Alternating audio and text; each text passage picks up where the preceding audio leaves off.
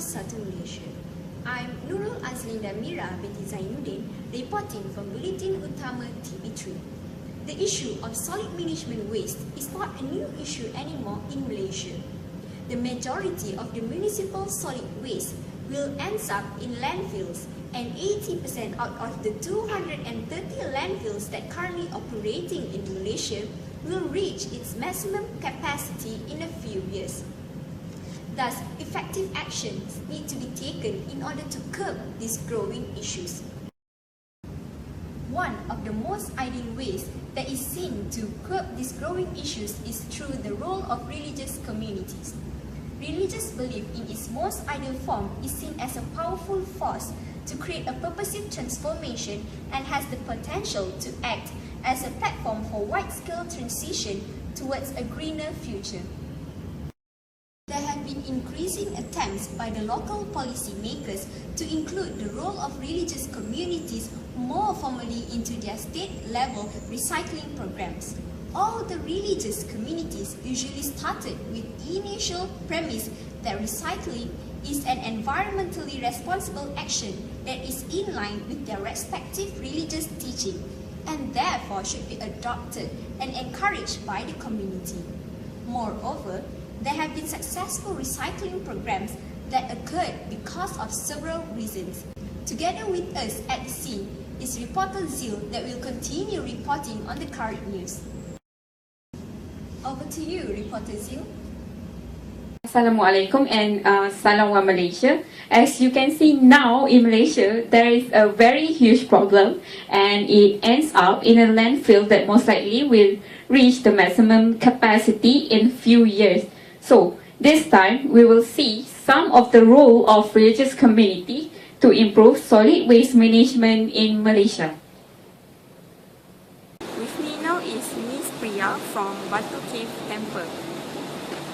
Okay, Miss Priya, thank you for willing to spend time together with us. Okay, my first question is, according to Miss Priya's observation, what is someone's role that stands for Hinduism religion in order to protect environment to the Indian community? In order to encourage the environment protections to the Indian community, Principal Arasrirani of the Batu Cave Tamil Primary School has been invited to Zhil at the Zhil Tanusang celebration.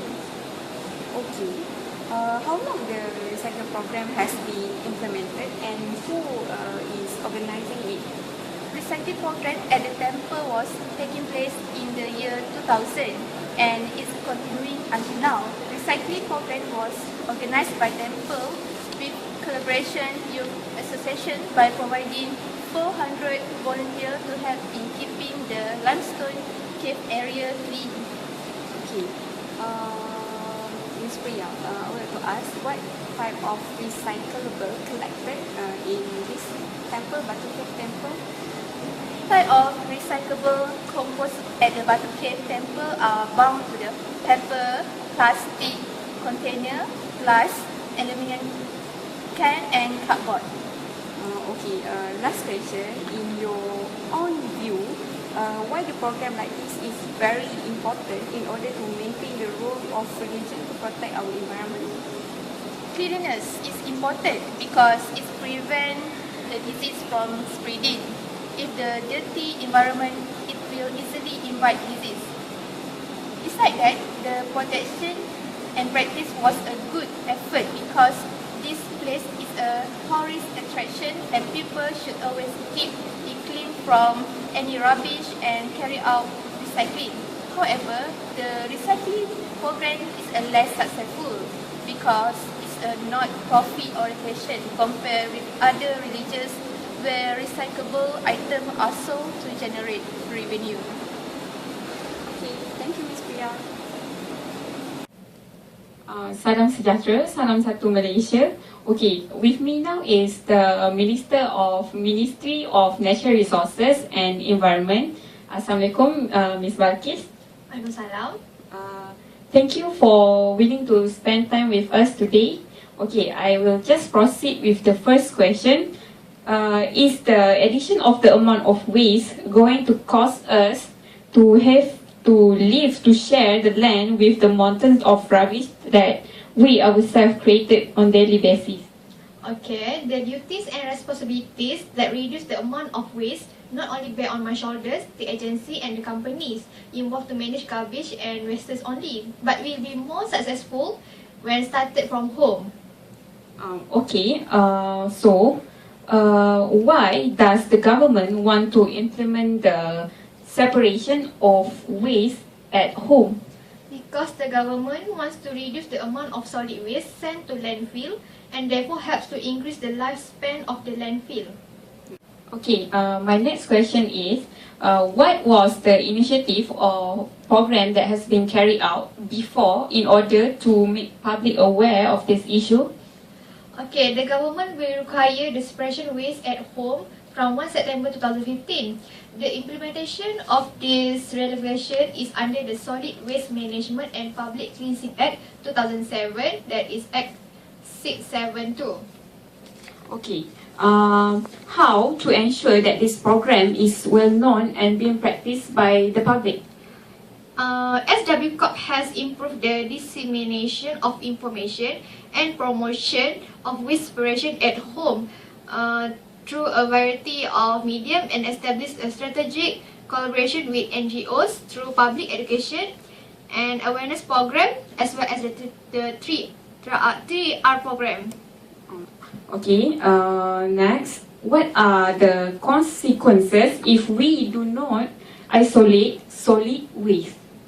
Okay, it's an offense by if they do not isolate the solid waste under the Solid Waste Management and Public Cleansing 2012, and a fine not exceeding 1,000 ringgit Malaysia is found guilty. Okay. What is your message to the people out there about this program? So, what are you waiting for? If possible, please inform children and family members to implement 3R purchase if necessary, that is reduce, give the necessary, that is reuse, and some still in need, that is recycle, because the goods are still valuable. Thank you. Okay, thank you for spending time with us. Assalamualaikum Puan Aisyah. Okay, Puan Aisyah, why do you think that recycling should be encouraged in Islam? Okay, from my opinion, Islam is the religion that prohibits the Muslims from wasting. So by recycling, we actually use the product completely. Okay, next. What is the purpose of recycling program here that you did here? Okay, the purpose of recycling at the surau and the community hall is for environmental protection.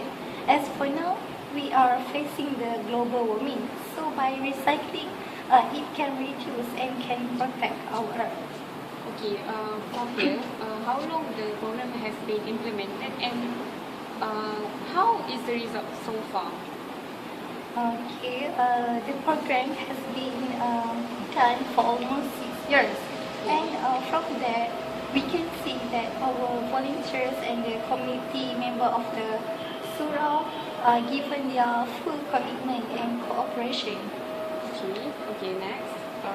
Other than that you said just now, what makes the recycling program give benefit to our community? Okay, from recycling, we could generate the income by selling the recycling products like papers, plastics, aluminum cans to the private seller. Okay, how do you use the income that you get from the program? The income will be used as the funding to the surau, which contribute to the repair and maintenance for the surau and for them to do the religious activities. Okay, thank you, Puan Aisyah. Welcome.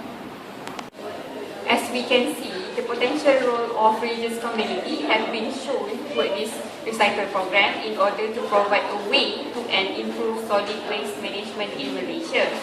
Okay, that's all from me, Zhil. TV3.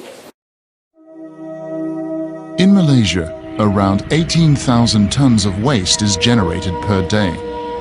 Unfortunately, many of the traditional ways of disposing of this waste, such as incinerators and landfills, are costly, unhealthy, and degrade the environment.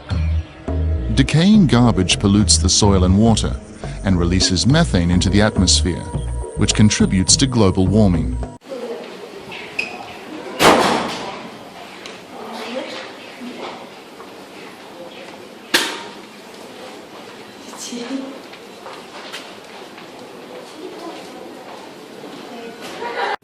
Okay, Assalamualaikum warahmatullahi wabarakatuh. My name is Zhil Athyqah binti Muhammad Kaflee as a reporter. Thank you.